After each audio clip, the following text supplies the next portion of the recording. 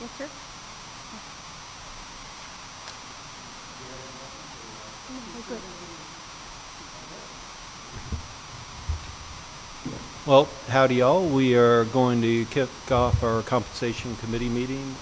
It is 3:59. We're probably about 30 seconds before 4, but we're going to go ahead and do it anyways. Start off. Any public comments? No public comments. No? Okay, does anybody want to make a public comment? It's Friday, 4 o'clock. We can drag this on to the night. No? No? Okay. I mean, my family's already hungry. Okay, so moving on, items for presentation and discussion. We'll do the first one, presentation and discussion of a proposed inflationary adjustment for FY 2025 budget.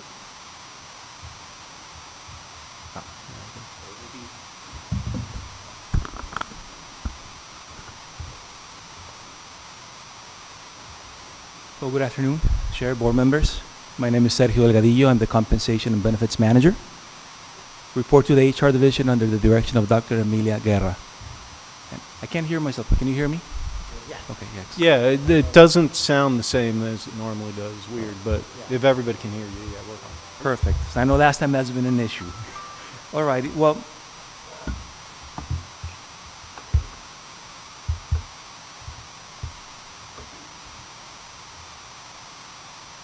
you can call it?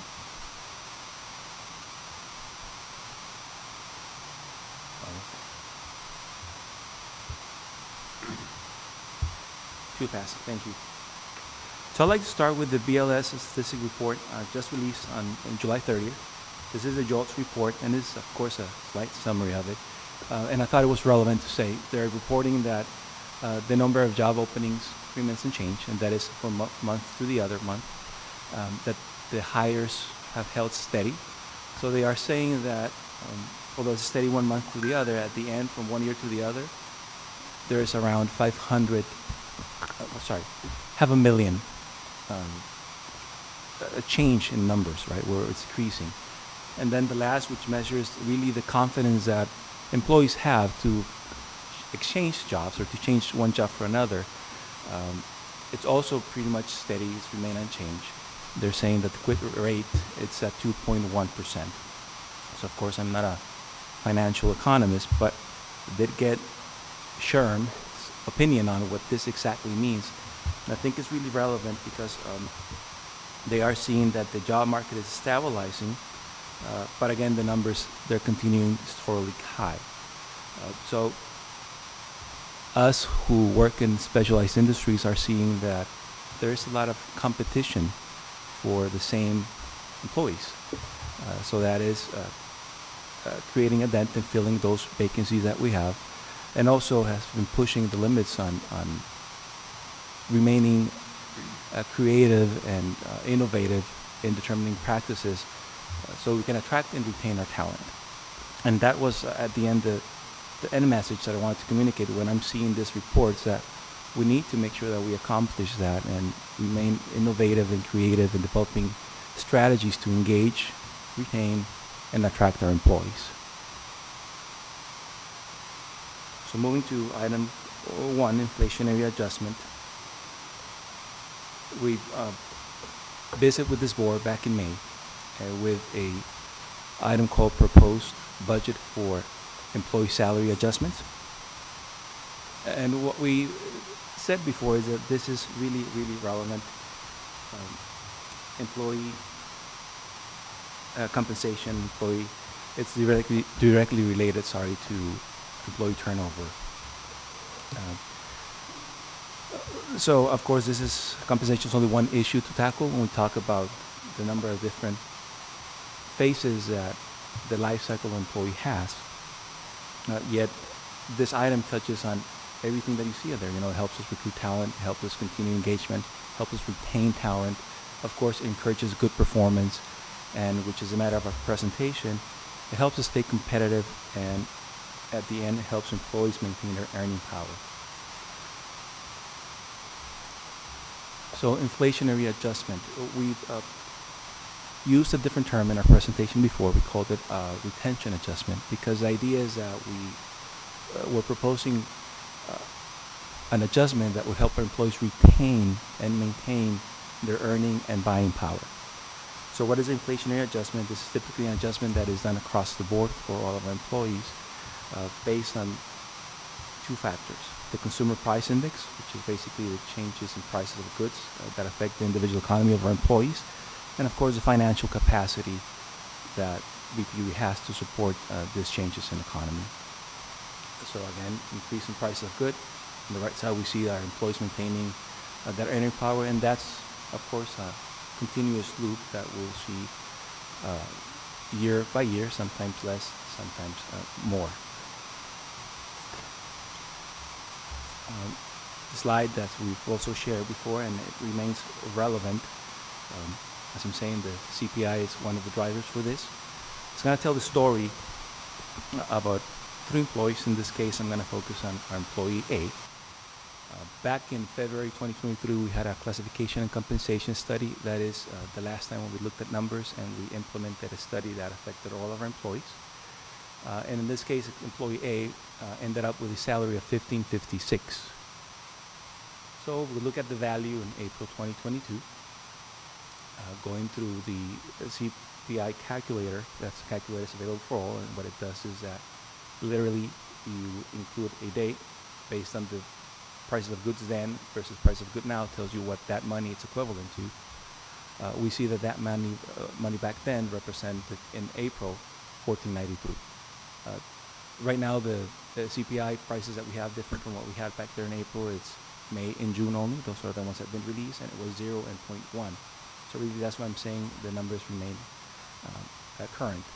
So for employees to retain that buying power, they will have to be making $16.22 in the case of that $15.56. So at the end, the idea is that with the passing of time, if employees' earnings are not adjusted to maintain their buying power, the less and less they will be able to afford goods and services. Therefore, their tenure could potentially translate to a negative cost or a loss. That's the importance of these types of adjustment to be implemented. So we have proposed a budget requirement for retention adjustments of 4.22 back in our presentation.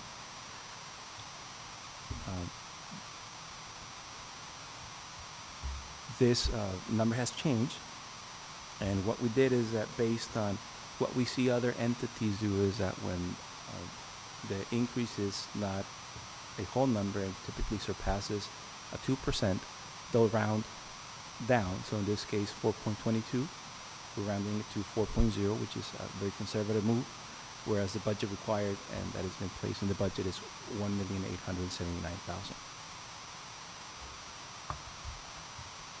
With this said, are there any questions?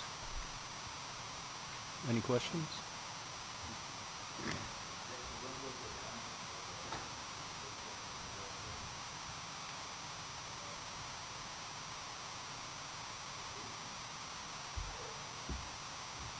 Sadly, I didn't bring that number. I believe it was fiscal year 2022. It was implemented in October 2022.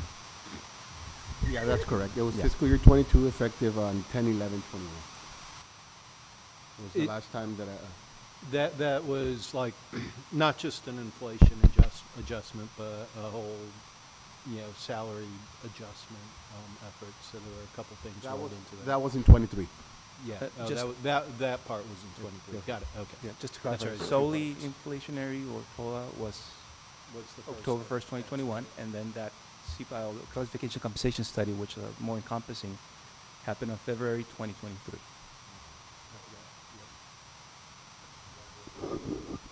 And that was just the other one was just performance.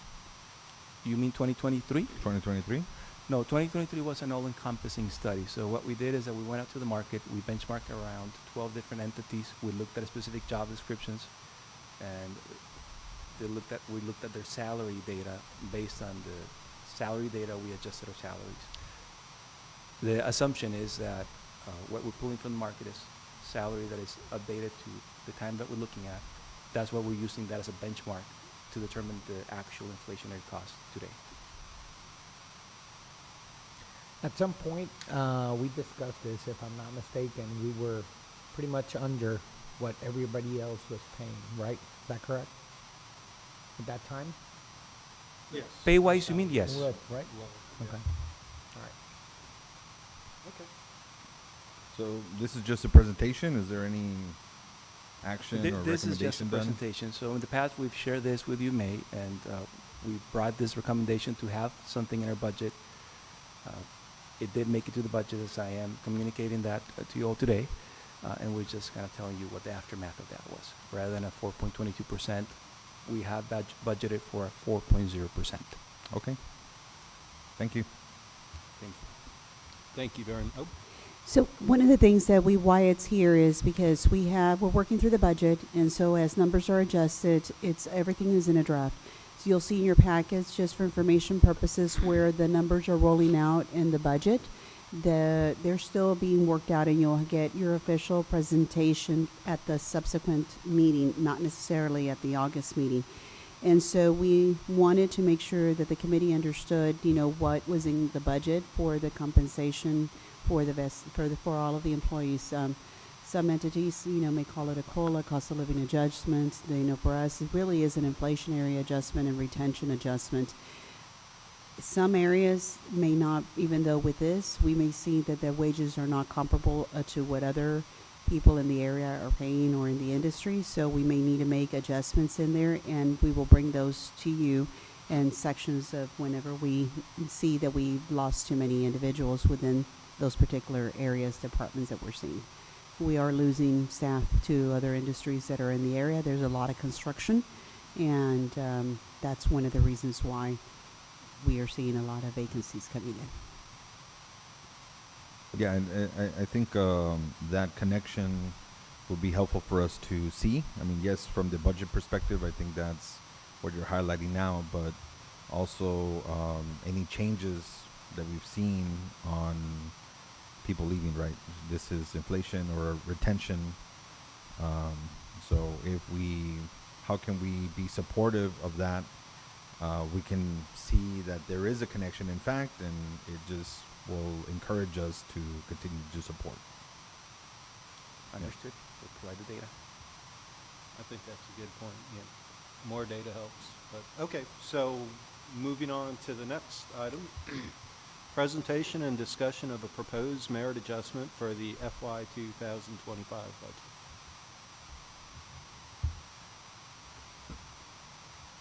Thank you. So same meeting back in May. Within that proposed budget for salary adjustment, we included two pillars. One was the retention adjustment, which we just discussed, and the other one was a merit adjustment. So of course, talking a little bit about the background, we do have a policy that supports these types of adjustment. It's our performance appraisal policy designed to provide a holistic approach to support the achievement of EPUB strategies. What it does is it helps us understand that we have an obligation to monitor employees' progress towards the achievement of behavioral competencies and to identify career opportunities and define goals. So all that, of course, helps us achieve those strategic initiatives that we have set. The behavioral competencies rated are aligned to the PUB core values. So when we have these instruments, they're all linked and aligned together. Of course, this compensation committee charter also within it has that clause where they have the ability to propose a merit adjustment. So that would be the background to this item. So our merit program guidelines operate under three general principles, of course. First, it's exceptional performance to be recognized. Second, that it's going to be subject to the to the allotted budgetary constraints.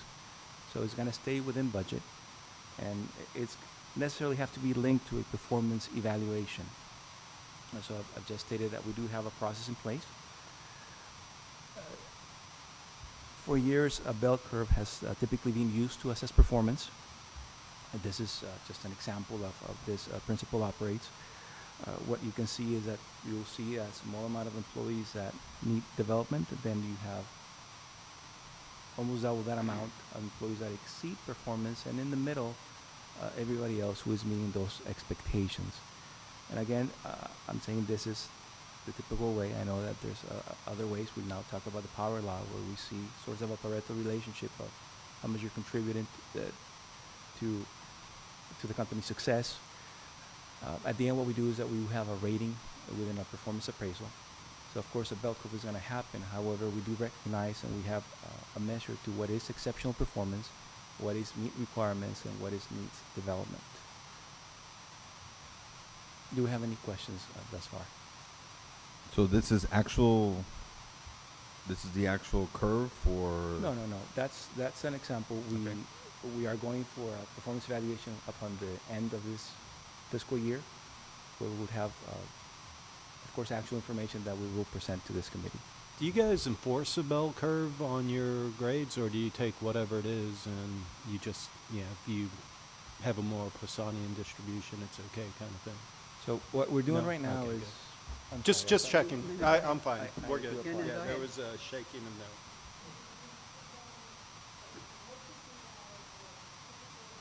Right. Okay, that's cool. Yeah. Just want to make sure there were no policies about, hey, look, you need 10% or low-level employee per group needs Just- this one. But good, Yes, that's right. we have no winners and losers. We have exceptional performance, and we recognize it. Yeah, I would just say from the policy perspective, it might be one that you want to give a higher priority as well, just to make sure, as far as the updating. Yeah, so our Yeah. policy, this one was last reviewed around 2021. And what we are doing right now is currently looking to a performance appraisal process, where we're making sure that our performance evaluation design really meets the goals that we have for it, right? And they can really assess employees' performance. So without maybe going overboard, we did have a 5-point rating, which talked about met requirements, surpasses requirements, and then exceed requirements, and it tended to be a little blurry in those lines, So now we're having a 3-level evaluation rather than a 5-level evaluation. So we are taking into account the recommendations that we heard from this committee. We are listening to our executive, of course, and we are taking action. So the next performance cycle would likely see those changes in it to ensure that there's a lot of alignment and consistency along all different raters in the process.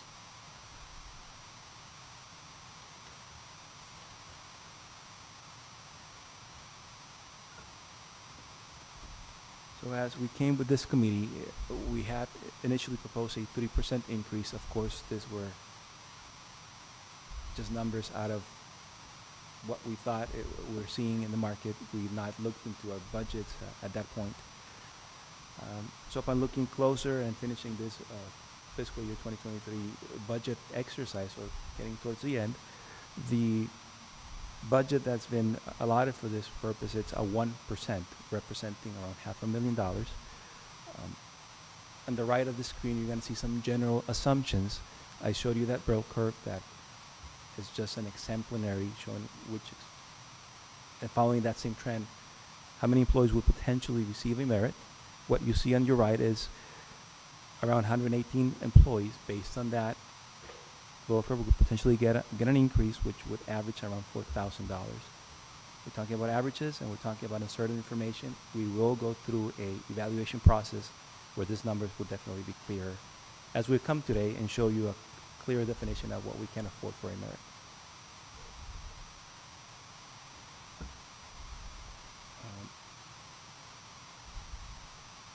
Going to the implementation timeline, what we will be reviewing would be our last fiscal year performance. The rating period would be around middle of September towards the end of November, with an assessment and analysis of all evaluations through the month of December for a possible implementation on January 2025. do you have any So questions? I'm now remembering our last rollout. We ran into an issue where I think we were 6 months into the year and we hadn't, maybe it was 3 months into the year, and we hadn't rolled out that approved pay increase. Which, okay, fine. So I hope we have lessons learned from that last one. And I know that was a very complicated effort, and we actually divided it into two. I forgot about that. But hopefully we have more of a process down so that January 1st, people understand that they are getting any pay that the board may or may not approve. I mean, I'm assuming there'll be a good argument, but yeah. Definitely. So the only difference is, I guess, there was a lot of external factors and external players, including consultant and third parties that needed to provide information for us to complete the study. This is an internal process that will depend on the commitment of each one of us employees to successfully complete and meet those deadlines. I am confident that we can make it. Okay, so we'll check in January 1st, New Year's, everything else. We'll give you guys a call bright and early in the morning. Want to See keep how my it goes. job. If you like, we can go ahead and call another compensation committee so we can have interim check-ins so you know where we are in the process. I'm not sure it's necessary. If Okay. we hit our deadlines, if we find problems happening, then we can call it. Unless you guys want more meetings. No, okay. No? For those of you who were not at the compensation committee or what the chair of the committee is referring to, it was a lot more complicated process because we hired an external contractor to help us. The deliverable was supposed to be in November, and they were behind in their deliverable till that went into the, I believe either January, February, March, or was it? February for the first step that you recalled, and then we end up doing last implementation in May. And the reason for that was we already had some of the preliminary numbers that they adjusted that we knew that everybody was low and not no, but significantly low, which was why the final report wasn't done until May, because until we got all of the records to review the salaries and did stress testing to ensure and how the whole matrix, because we also changed the metrics for the employees, the compensation, titles, and so there was a lot more involvement in there. And we knew that at that point there might have been tweaks then on individual employee classes. This here is a very different analysis, all internal, straight on certain established criteria, and I feel confident that the HR will be able to meet the targeted deadlines. Great.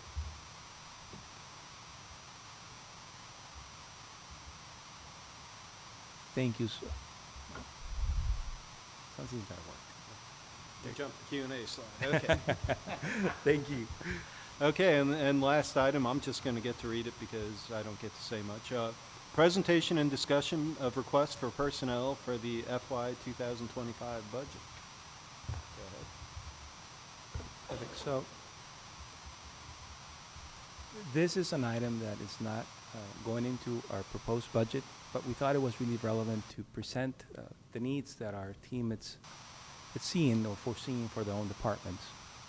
So I'd like to start with a little slide kind of telling us the head count, or a little bit of the story that we have today. We have 643 approved positions, active 591. We do see that we have a couple of vacancies. To the right, you can see how these positions are distributed to our company, seeing that the bulk of the positions will be found on the wastewater operations division. That would include, of course, all of our operations of the plants and all of our construction and distribution systems, maintenance, construction, distribution. And then you have some, another bulk in between the electrical operations and then electrical engineering, where you can sum up to around 120. And that's where the majority of those vacancies reside. Of course, we typically see those numbers stayed and I'd like to jump to the next slide so I can provide a little more input and insight Let me on it. interrupt you on that one. Let Yes. me go back to that slide. Yes, sir. Because I do, I see, in reviewing this, are there any critical positions that need to be filled? How do you have your metrics on saying, with the growth that we have right now, are any vacancies that need to be filled ASAP? And if that's so, how are you guys pursuing that? Yes, there are some positions that need to be filled ASAP. Actually, we identify those of those that relate to the engineering roles, and we have taken action to that purpose. It's not my field per se, but I can tell you is that we had actually seek external help. We, if not mistaken, have agreements with 4 employment agencies that are going to help us recruit for these positions already. So we are actively working on that, and we have made huge strides. So, okay, to the matter. let's drill down on the wastewater vacancies. You know, just going on Yeah. on your riffing on you. Which, by the way, I feel like handling wastewater is very critical because if that stops, things get very smelly very quickly. But I know these positions, some of them have been open for a year, 2 years. Can we get those positions, the list of candidates who have applied for those positions and why they were rejected, so that we can start to understand some of the thought process here? Because, and I think I said this, I don't know, I've been to so many meetings this week. I said this at some meeting, but it's time for us to start asking questions, making sure that we look over the hiring manager's shoulders and say, hey, are you doing what you're supposed to? Are you looking at this with a wide enough aperture? Yeah, you know, we all want Prince Charming, but, you know, let's do what we can to fill vacancies and train people if necessary. Yeah, definitely. We can look and we can definitely present that data. We do have access to it and we can prepare it for you. I would like to show you the next slide because that is likely going to illustrate or maybe provide a different perspective to just bulk numbers as I'm presenting right now. Sounds good, but I think we would like to use wastewater as our test case, just so we can dive deep into the data and understand exactly what's going on. Just gonna note it because I don't want to forget, but Yep. definitely note it.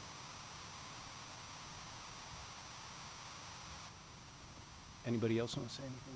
No? No? Okay. So I'd like to focus on separations and recruitment that really echoes what I've just heard you mention. So of course, this is an extremely important topic, you know, specifically when discussing new positions, because we do see a vacancy number there. And of course, we need to have a more all-inclusive view to understand these factors that contribute to the employee and employment cycle. So in the last 3 years, we have had around a 50% average vacancy rate. And right now it's down to around 51, so it's seen a decrease. It is important to highlight that that number has decreased, yet we've been heard and we've seen some changes in our FTEs, where we saw some changes last year and the year before that. And even though we've increased our position base, we decreased our vacancy rate by a tiny bit, right? This board approved an addition of 20 new positions around 2023, and then 10 more 2024. And again, our numbers show a decrease. On the screen, what you can see is a fiscal year, number of separations in red. That is employees who've left our company. You know, they presented resignation or they retired. And then you'll see in blue the number of employees, new employees, that we capture out from BPUB that fill some of those positions. And then in gray, you will see internal movement into those same vacancies. So as you'll see, we have lost positions and our number of vacancies remain the same, but it's not the same positions that remain vacant. So our highest value represented there for fiscal year 2023, we see a 248 higher rate. That means that for every position we lost, we hire 2 times or 3 times. So of course, we lose a position and we do promote internal advancement. It is part of our policies. We do want our employees to move into higher level roles as they are developing themselves through our own programs and through their knowledge in the company. So again, that's one of the reasons why you see this number recurrently, because yes, you might lose a utility tech that might be then filled by pipe layer, which you don't have, right? Maybe a lead utility filled by a pipe layer that in turn is filled by a senior maintenance worker. Right. But I think seeing how long some of these water wastewater vacancies have been open will help then tell us what was being filled, Yes, backfilled, yes. and We can, promotions. again, So, that yeah. request, sir, it's going to be Good. fulfilled. We'll provide you with that history of changes.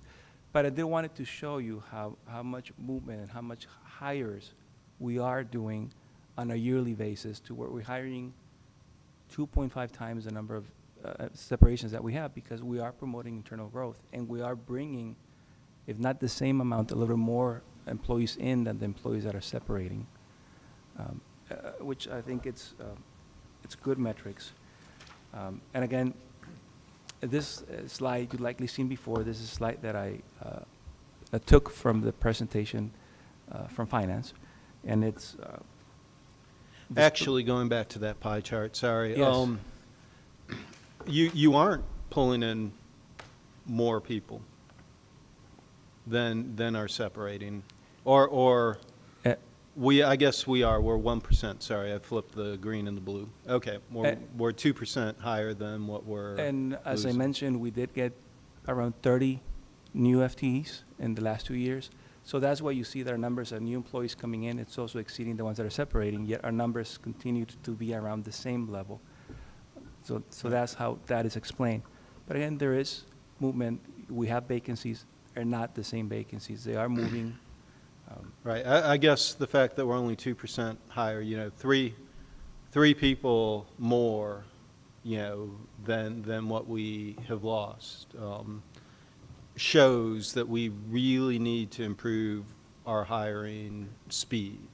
Or else we're bailing water, almost as fast as it's coming in.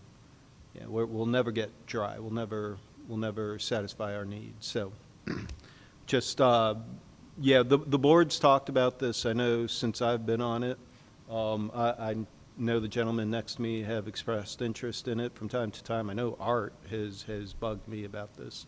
So this is kind of our flag in the ground. We really want to investigate our hiring practices, figure out what is needed to make that 3%, difference, or 2% difference, sorry, tick up. We want, fewer separations, of course. I mean, I know people are retiring and enjoying life, but also we want to figure out how to go from, 3 more people than we lost to 10 more people than we lost. I agree that there's a lot of opportunity, and we will work, and we continue to hear your recommendations for sure, 100%. I mean, what I was trying to portray in this is, for every internal field that you see there, there's a full cycle of hiring that needs to happen. So that delays a little bit those filling of external candidates. But again, I am hearing, and we are taking notes. Okay. We'll check in the new year, and we'll make sure that this is being pushed forward and that these numbers are changing. Definitely, sir. So again, I mentioned that this is a slide that's been shared. What this is showing is the number of requests that we're seeing from all of our different departments. You can see that in some of those departments we do have some vacancies. The positions that are being asked are not necessarily linked to vacancies. Some other departments, of course, like I said, vacancy, it's a tough conversation. A lot of things could prompt an employee to leave our company. Some of it has to do with maybe lacking enough resource in the department where there's lots of morale. I'm saying that is the case, nor intending to provide analysis through this. I just want to show the number of positions that are being requested for this budget that are not included. That represents what our departments feel are their needs for personnel. In this case, a number of new positions is 58. In the last 10 years, VPUE has seen a total increase of positions of around 39 positions from, that'll be 2014 to today. That represents around 6.81% of growth in this 10 years, of which the majority happened in the last 2 years, as I said, that we increased around 30 positions. The previous 8 years, we likely had increased 9 positions. In the same period, our customer base, when we add water, wastewater, and electric customers. Around 10 years ago, roughly around 48,000 each. Right now, around 55,000 each. That growth in our customer base has been around 14%. So our customer base and our services have increased, and not linearly to what our FTEs have increased, by roughly around half more. So of course, if we look at the numbers in that very precarious way of looking at numbers and trying to see the same percentages increase on both sizes, we would see that to maintain the growth in FTEs as we have increased our population, that should equal to around 86 positions growth versus the 39 that we've had. Again, this is just very precarious numbers. What I can tell you is that we've also grown in services. Our Resacta services has grown, and some of those 643 positions are helping there. So it is important for this committee to at least consider future growth in our FTEs base that aligns to the requirements of the city and the services that we're seeing. Absolutely. Now, I'm looking at this, and I see we have two electrical engineering positions open, or currently vacant. I don't see those listed on the employment website. So as I mentioned, we've been very successful in those efforts in trying to recruit. I believe we've recruited, if not 3 engineers, so it's probably that they're in the onboarding process.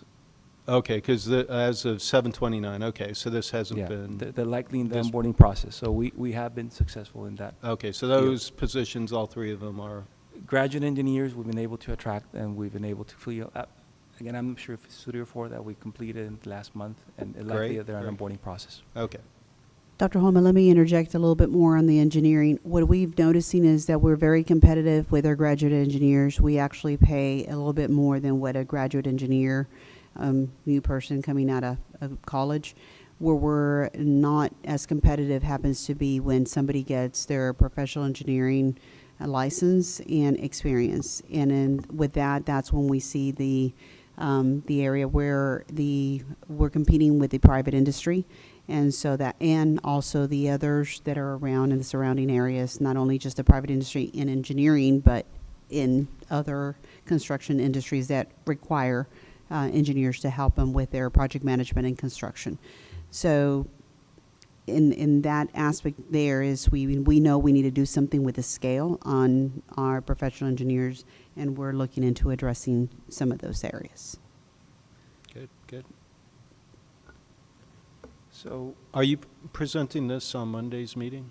No, this is Oh, not. okay. This was on the finance committee, my understanding, and this chart. But we'll come back and present something more defined on where we're at. And what we've been doing, so, and some of you may recall, is when we bring a contract that's an external contract and we realize that that contract's a reoccurring expense, then what we do is we've done a cost benefit analysis and brought them in-house, and that's how some of the positions has been added. So we plan to do the same thing as if we see if whatever reason, an area that we're outsourcing, what can we do to bring it in-house? So you're balancing the budget, so the dollars are being moved around, the positions are adding in, so our FTEs are growing. That's how we're doing it. Areas that are requesting new positions that have vacancies, we believe that those vacancies need to be filled to understand the true workload within those areas. We're doing other things in the administrative side to help balance the workload for those who have requested positions and other areas that may have a lighter workload to do that. And all those things are pilot programs we're also running as well. In here, on here, we do believe some areas will require new FTEs just by what Right. Sergio just mentioned, because of the new employees that are coming, the new customers that are coming in and the growth and the maintenance. But we also need to understand the metrics associated that we need on here. So bear with us. We're working through it. We just wanted to give you where we are in a snap point in time. We also understand once you add positions, those are reoccurring expenses. We're in the cost of service study analysis, so we need to understand where all of our costs are allocating and reoccurring and where we need to be. So we start adding positions and we don't have the funds that are coming in the future, then at that point, and we can have a problem. So we need to work more efficient, so we're looking into implementing technology, but all of that has time, so pilot programs are running. If we implement a certain technology, we need to ensure what are those pitfalls in that technology and that and I'm not saying we're displacing employees because of technology. We're working more efficient not to add more employees. I just want to be clear on that. Right. Okay. Got to move to our See you Q&A. in- Now I put it there. Beat the Q&A slide again. Are there any questions? I guess maybe a comment, but yeah. So something that has been helpful in our business is the use of temps, right? I know that the recruitment sometimes is hard to judge, from a resume or interview, right? So when you do have a temp, you're able to see them kind of in action, and it's a lot easier to fill in the roles if you have some experience with different individuals. So where possible, maybe not all of the positions you can have a temp, but I would highly recommend that if we're not doing that now. We do have a temp program, and in those areas that have had a temp for a very extended period of time, we've looked into converting permanent positions. We also have a temp program, and example is meter readers. We are going in through a change. Not that those positions are going to go away, but the job requirements for the positions are going to change, and so we need to have the skill sets in the right positions. So we're looking into some of the various different other industries and the way we classify employees, whether it be temporary employees, contract temporary employees. Of course, we have their salary or at will, everybody, but the various different needs for the organization. Temps, I agree with you. Those are the ones that fill the gap until we hire somebody permanently. And the way we've used is for special projects that we're falling behind in certain areas of the organization. And we've also brought in retirees to help and assist with some of that there. I will say that I don't want to get into too much here, but some of them are involuntary separations that you're seeing on here as well. If you need more information, we need to convene into close for that. Okay, great. Was that it? Yeah. Okay. Okay, so no action on any of these, which, wow, makes it easy. Thank you. I do like the idea of trying to make this a regular annual exercise. I think we may not always be able to compete on price for employees, but we can compete on how we treat them and how we go through the effort to at least do our best to keep them with the cost of living increase and recognize the high-performing employees. So I think that's extremely useful. I also work for a nonprofit, and we're going through the same effort. I think it's worthwhile. So thank you. Thank you. So I think with that, we're going to discuss things in closed session. Oh, no, nothing to discuss in closed session. Hey. So we're done with that. And I'm going to do a call for any requests for future agenda items. I got one. I know when I was at the employee picnic, I talked to a few people who were kind of doing software development, but didn't feel like they were being recognized as software developers in their position. So I'd like just to go through, do just a check on that. A lot of these people are doing what we call glue code. And when we were at the DOE 2 weeks ago, one of the things that was discussed are If these people aren't appropriately trained on security, and not saying that they're doing anything security related right now, it could lead to some vulnerabilities. So I think going through, maybe identifying any employee that might actually be, just going back looking, are they a software developer? Are they being classified in the wrong position? And seeing if there's any adjustment to make there. But then also on the security side, seeing if we need to follow up with specific training for those people. Responding to future agenda items, we will bring to this committee the health and dental insurance benefits, and also employee supplemental benefits. Sounds great. Okay. Correct. Thank you. Ooh, the zoo one, right? We talked a little bit about that. Okay. Well, if that's it, I feel like it's Friday night, so everybody here wants to go home. So, any good stories, guys? No, we'll call this meeting to end. What time is it? Yep. It is 4:44, and we are adjourned. Thank you. Thank you.